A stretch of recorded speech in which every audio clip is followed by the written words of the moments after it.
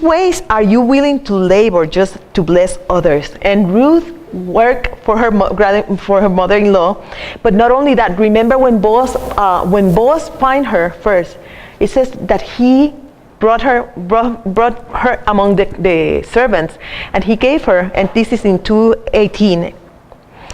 He gave her bread, and he said to dip it in the wine, in the vinegar. And it said that she ate just until she was satisfied, but she put some aside. And she took it back to Mama. Yeah. So she was thinking about her mom. She was thinking, I want to bring her something really good today. And in 3:17, it says that when Boaz, remember when she lay down at his feet, he gave her barley, and she bring it back to her mother. So she was sharing everything that she had. She shared with her, but she was sharing life, because she goes back and she tells of how kind he was. So she didn't just go to work and came home and said, oh, I'm so tired, I spent the whole day. It says that she worked about 14 hours a day. And she came home, but she shared. She had time to share with her with her mother-in-law. And I love that, because a lot of times, you know what, we are willing to work for somebody and to do things for our kids, for our husband, for somebody in church, for somebody in town, but we are not willing to share us. We guard us because that person doesn't deserve, you know. And I love that she was sharing her life, and not only she was sharing her life, but in number 5, who are you? Who do you have in your life that counsel you? And this, I want to read it. Chapter 3:3. How Ruth she shared her life with her mother-in-law, but look what her mother-in-law says. Therefore, wash yourself and anoint yourself. Put on your best garment and go down to the threshing floor. But do not make yourself known to the man until he has finished eating and drinking. So after Ruth come and say, you know, this man, he was really nice. He even gave me this bread. Here is the bread. Taste it, eat it. Her mother-in-law wake up and said, She remembered that there is a law that protects her. But do you know that historically talking, that was a risk. That was a huge risk for Ruth. Because the fact that she dressed herself, and it says in the commentary said that she dressed herself with like a Sabbath, her nicest clothing, and she perfumed herself, was hinting, I'm available. Mm-hmm. But because she was a foreigner, a lot of people will take that as a hint, and they will take them as concubines or as prostitutes. Yeah. So I found that's so fascinating, because probably if my mother-in-law, when she was alive, came and said something like that to me, I was like, let's think this through. I'm not really sure about this one. Give me like 5 months that I'm going there and they know me really well, that I'm not a prostitute to do this.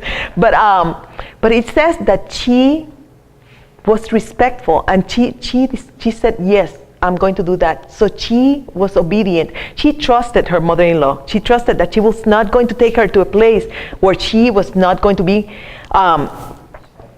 safe.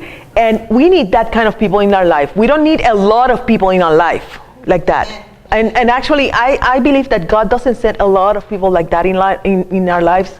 A lot of times it's like 1 or 2 people in our whole life that we can trust that way, that we can be transparent, but that we know that they have our back, and that when they say something, and Eric was sharing something like that last night, he was sharing with the pastors that our pastors in Tucson, and they say hi to you, the Stokes and the Smith, they send their love. They said, you're going to have so much fun. And it's true. You guys are fun people.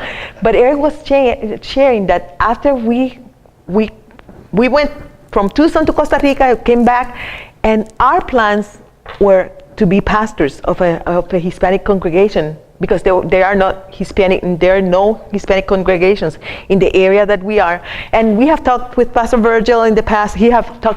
But when we came back and they sat to talk about business, Pastor Virgil said, I don't think you should do that.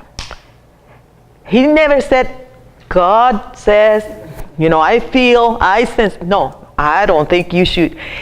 Out of that relationship, Eric said yes. I mean, he was a little bit like, oh my Lord, now what? I mean, that was the job opening that I have, the only job opening that I have in mind.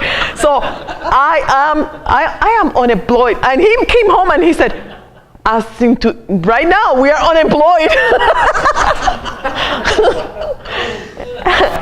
But because he trusted that the guy had his back. Yes. He trusted him. And there are people in our lives, and everybody, if you don't have that, I tell people, young people especially, we have young people in our church that says, I don't have friends. And I go, ask God for a friend. If you don't have a friend, if you don't have that person in your life, ask God. He brings good people into your life. I didn't have a friend when I came to Christ. I mean, I was not coming to Christ. I was really trying to take my life. And that's when God showed himself to me. Because I was saying, you know what, I'm so stupid that I cannot even kill myself. And that's when God came into my life. But I didn't, and I have God, and God and me became really, really, really close friends because there was nobody else. But, like a year or 2 years after I was a Christian and God started working in my heart, and I was in a traditional church, so they didn't disciple anybody. Actually, when I told the pastor, I became a Christian, God said, even if your mother and father leave you, and my mother used the church as she didn't use it. She took us to church. She worked on Sundays, so she took us to church at 6 in the morning and she taught people how to drive around the church. And we were sitting at the church stairs until the person that opened the church would come. But you know what? We were not interested in church, but those words came. So if you have kids that don't want to go to church, take them, because you don't know when in life God is going to use that. So when God told me that, when I heard a voice, and I literally heard a voice that says that, I thought, that's in the Bible. I was so angry, and I recognized that it was God. I didn't know God. I recognized that it was God. So recognizing that it was God, I gave him 24 hours to change me. And I said, I'll give you 24 hours. If you change me, I'll give you my life, and I will not try to take it again. It's yours. And once you give your life to Jesus, and this is for somebody here, if you have given your life to Jesus and a lot of bad things have come your way, know that your life is not yours. That's right. Know that your life is not yours. So whatever you think about yourself, see it in the light of God. So, you know that I gave God 24 hours, and I was 13 at the time, so maybe this is not for everybody. Don't give God 24 hours ultimatum. That is not, I mean, he's God. But I told God that, and I guess I was in such a desperate position that in the first place, that's why he talked to me, because I was not going to listen to anything else. But that next day, and this is how I found out that God have changed me, because I have a brother that kind of, I was kind of his toy to bother, and he was, he came and he said, oh, you have that silly smile the whole morning. And I knew that something changed in me. I thought that it was outside, and as soon as he finished, I ran to the bathroom and I looked at myself, and so, but you know what? The change came from inside out. Yes. But then I was lonely, and 2 years down, I asked God for a friend. Yes. I said, God, I want a friend. And I have a friend that she's a pastor today, and God gives good gifts. Yes. And they come from places that you cannot imagine, so don't try to figure out where God is going to bring this friend from. Amen. But if you're in need of a person like that in your life, know that God is good, and He gives good gifts. Yes. This was free for somebody. But you need somebody that's speaking to your life and that you can trust. But what legacy are you leaving behind for others? And this is where I want to camp. Because a lot of times we think, you know what, I am a Christian, I'm trying to be good in life, I'm trying to go on, I don't know what is my call. And we hear us pastors or us ministers just talking about calls, and you go, I think I came without that. That is not in my life. Or I am past that time. And we, in our church in Tucson, our church ministered to a lot of people of retired people. And, that is a real, we were wondering one time, Eric and me were talking, and we were talking about things that we don't do as a church. I said to Eric, I don't know, but you know what? If I am in my 60s, 70s, and Eric is more than me in this, probably I want to retire. I want to, enjoy life. I want to have that American dream. I have, maybe, I don't know.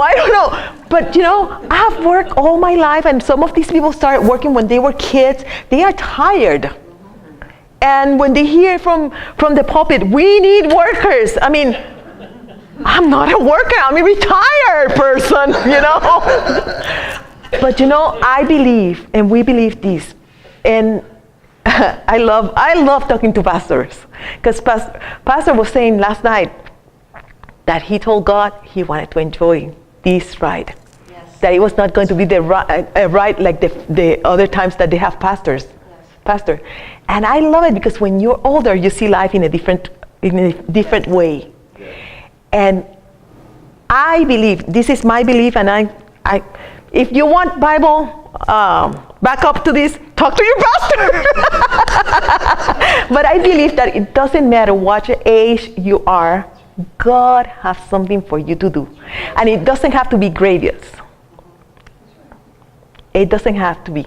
But even it says in the Bible, and because this was a women meeting, sorry guys, except Pastor Margie, it says that the older women teach the younger ones to love their husbands and their kids. So even in the Bible, it tells us something that we can do, so everybody can do something.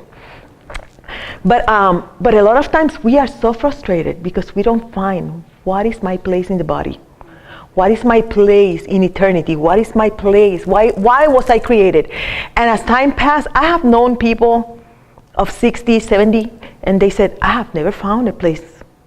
And I have found people that have been a Christian for their life, all their lives. And they say this.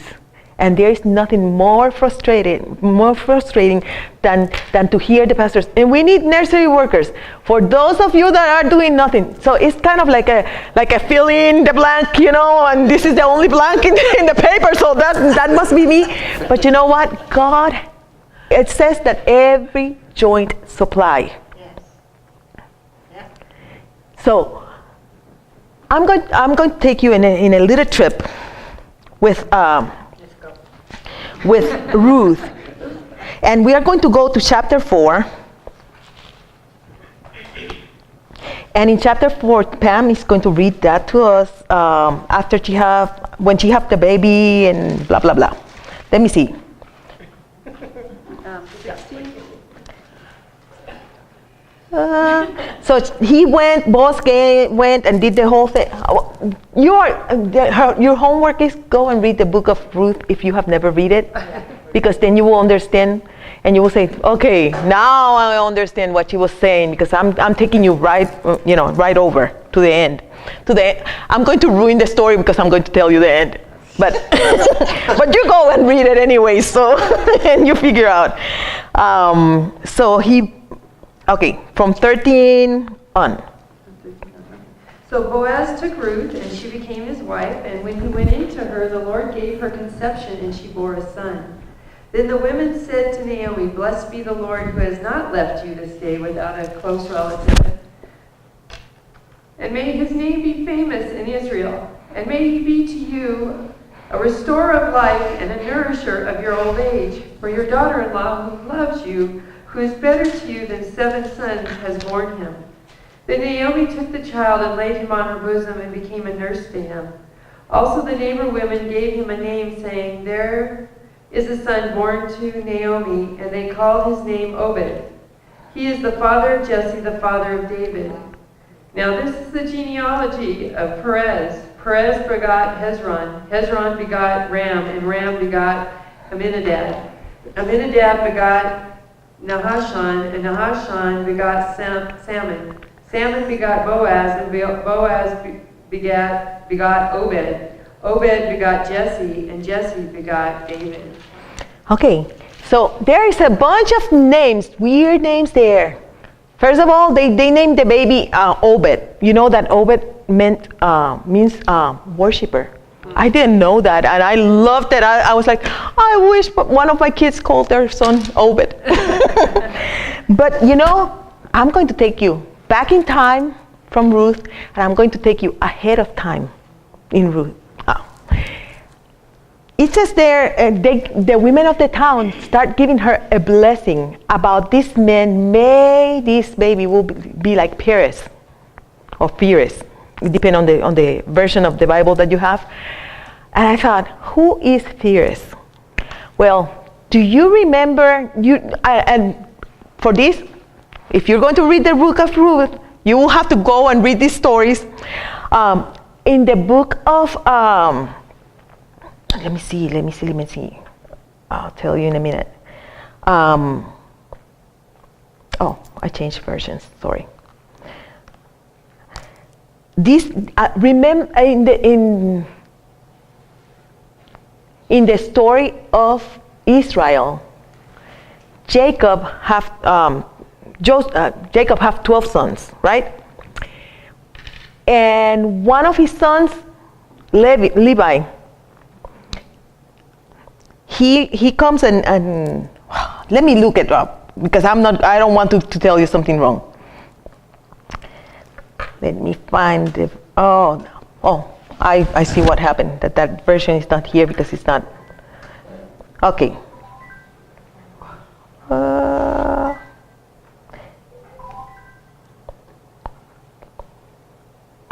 I'm trying to find the name Perez. Okay.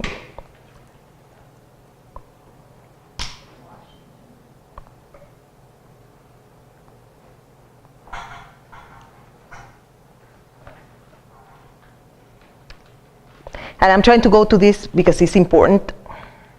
Okay, one of his sons, Judah, he got widow. He have a daughter-in-law that they have married 2 of her kids, and they have died. They married the oldest, and he died. Then the second one have to take by law, have to take her, have to lay down with her, and she have to conceive. And he says that this second son decided, oh no, I don't want to give inheritance to my oldest brother. So he did not. And if you want to find out, this is kind of one of those yucky stories that God put in the Bible, and you go, whoa, that is the ugliness of people. Yes. And it says that God was displeased with him, because he will not put his seed into this woman, and he killed him. He come and take him. And then Judah said, oh, no, I'm not going to give her my third son, because, he's really small, but then if he grows up, I'm without inheritance myself. I lose my name. So what Judah decided to do is he sent her to her house. Tamar is her name of this woman. And years passed, the boy grows, and she realized, you know what? I am not going to be married. So she decided to dress as a prostitute, and she found out when Judah was coming down, and she lay down with Judah, and they have a son. This is another foreigner. Tamar is another foreigner. Judah have a son with her. Actually, they have twins, but the oldest is called Perez. This is the guy that they are talking about. A son out of wed, a son of a trickery, if you want to call it that way. I mean, because you have to be crafty to be. But funny, I've been reading Genesis, and I was reading in this story, and I was like, wow, you redeemed that woman, Tamar. And you bring it back to the book of Ruth. because this guy is in the lineage. It says that Judah and Tamar have pairs. And then they have a funny named guy called, I'm going to call him Salmon. It's in Spanish, and it sounds better because it doesn't make me look at him like a fish. So, and you know who Salmon was? Salmon? He was one of the spies that were sent to Rahab. Oh, that's right. To Jericho. And he was one of the two spies that talked to her and saved her, and she ended up being saved from the town. The only people that were saved from that town was Rahab and her family. But do you know that in the lineage of Jesus, in Matthew, it talk about her, Rahab, and it named her husband Salmon. The historian said, oh, it might not be him because they want to redeem his name. You know, but most people believe that this was the guy that married Rahab. The poor woman that Eric said that never lost her name. Never. I mean, even in Hebrews they call her the harlot. so I mean. In that case, thank God for the harlot. Yes. So these two shady people are in the lineage of Boaz, because Salmon was the daddy of Boaz. Wow. Salmon and Rahab were the possible parents of Boaz. But then they have Obed. And Obed is the father of Jesse, who was the father of David. Yes. And this book evidently was written after David was anointed, because it talked about David in the book, that he was the... So here is this woman that is a foreigner, insignificant. She's not doing great things for God. I mean, we can say Rahab did something great for God. Yeah. But Ruth didn't do something great for God. She did something for her grandmother, for her mother-in-law. Yes. And she just went to work. She didn't do anything special. Then she found this guy.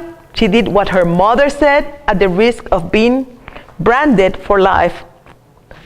She ended up marrying the guy. It's kind of a fairy tale kind of story. And the only thing that we know is that she raised her son. Yeah. Nothing else. And all the glory after she gave birth, all her glory was putting it in her mother-in-law arms, because it just talked about Naomi there. So this is a woman that in our eyes, she might not be anything special. Just like me, just like you. She just did what was in front of her to do in the house, in the town, with her husband. And yet, she was so famous that she had this lineage before, but after. Yeah. That when David's son Solomon write Proverbs, he referred to some of the same things that the people in town talk about her. And I kept thinking, wow, Lord, a lot of times, everybody wants to do something great. And everybody loves those